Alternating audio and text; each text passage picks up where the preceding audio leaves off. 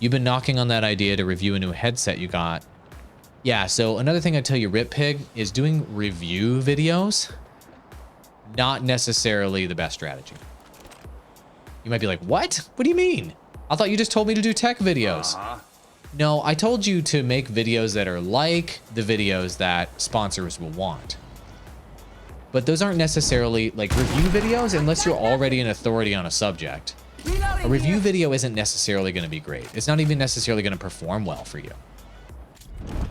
So what I try to do something related to those products that's maybe different than what your competitors are doing or what other people are doing in that space.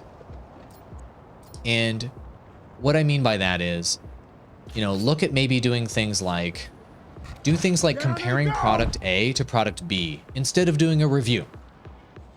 Do things like tutorial videos on how to use technology products rather than just doing a review.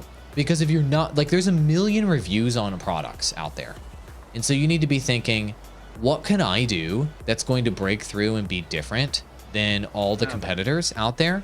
On standby. And a review probably isn't the answer.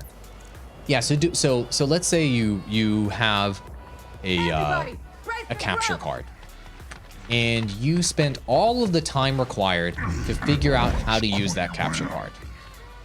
You can make a tutorial video on how to use it and share that with other people, and people will discover that content. And people will discover that content of you doing the tutorial video on the capture card, and then you can potentially get a lot of YouTube search off of that.